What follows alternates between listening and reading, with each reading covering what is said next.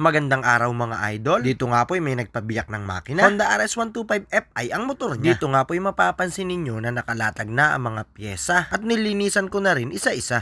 Yan, okay na yan mga idol. O, malinis na. Mas madali natin maikakabit kapag ganito na ang pwesto ng bawat mga pyesa. So yon mga idol, meron tayo ditong biniyak na Honda RS125Fi.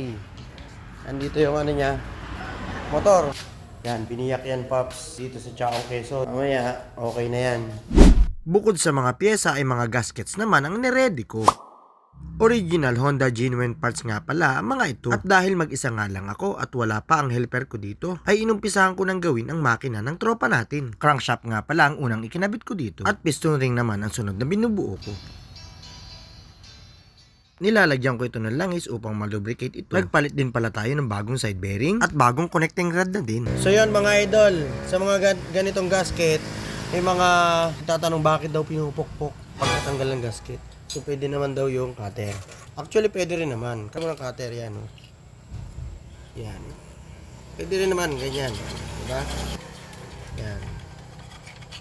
Pero, may pagkakataon na hindi madala ng cutter. Ganyan oh. Yan, kita mo yan, dumadapis na ganun.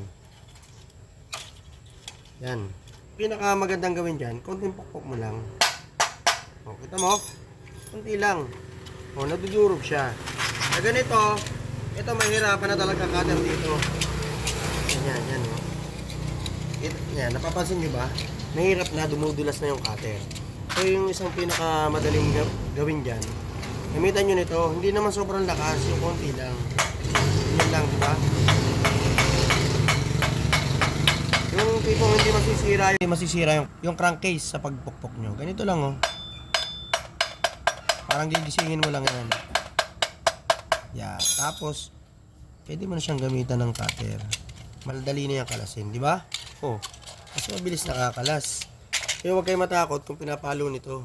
Depende sa nagpapalo o nagpupukpok. At ang isinunod ko naman ay ang kanyang transmission gear. Transmission fork at shafting nito ang isinunod ko.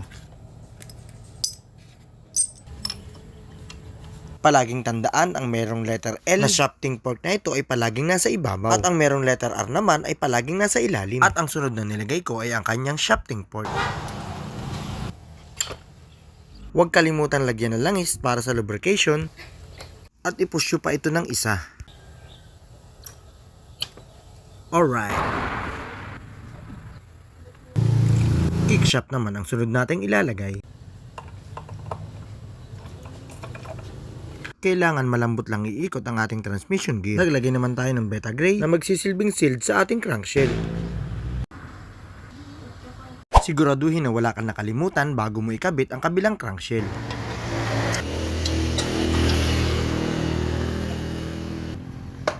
Engine sprocket oil seal ay papalitan na rin. Dahan-dahan lang natin iikot upang maikabit natin ito na mas maayos at hindi madamage ang oil seal. Didiinan ko lang ito gamit ang aking mga daliri.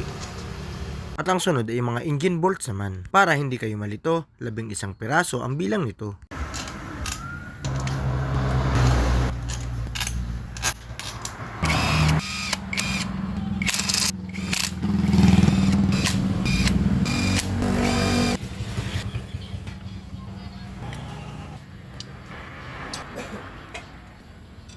Nilalagyan ko ng grasa ang base gasket niya. At kinakabit ko naman ang kanyang mga bagong valve seal. Dito nga pala meron akong mga viewers, mga pamangkin at inaanak ko to. Gusto daw nilang matuto. Dito ngay malapit ko nang matapos ang makina ni Tropa. At parang sa gabi ako'y aabutin. Salamat nga pala kay Tropa na nagpagawa. Ang makina niya dito'y iniwanan na. At ako na daw ang bahala. Maraming salamat nga pala sa tiwala. Ang pagtatiming nga pala nito ay ganito lang. Hanapin nyo lang yung letter T na siyang marking ng top dead center. At sa kanyang cylinder head naman, ganito ang pwesto ng kanyang cam gear. Ang marking or tuldok na ito ay kailangan nakatapat dito. At gaya nga po ng inaasahan, inabutan na nga po tayo ng gabi. Naretread ko na nga rin pala ang kanyang drain dahil matagal na din problema ito, sabi ng may-ari. At eto na nga pala siya, buo na ulit ang thread niya. At pagkatapos niya, naiakit na namin ang makina sa motor niya.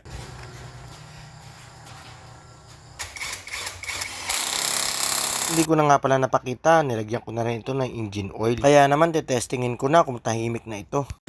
Testing ha, the moment of truth. Oh! Parang makakula ulit.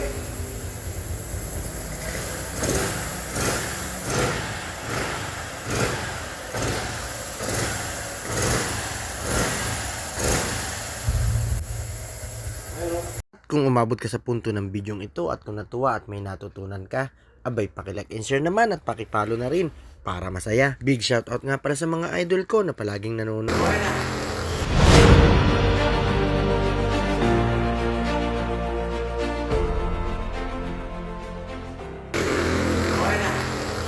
Maraming salamat sa panonood hanggang sa muli.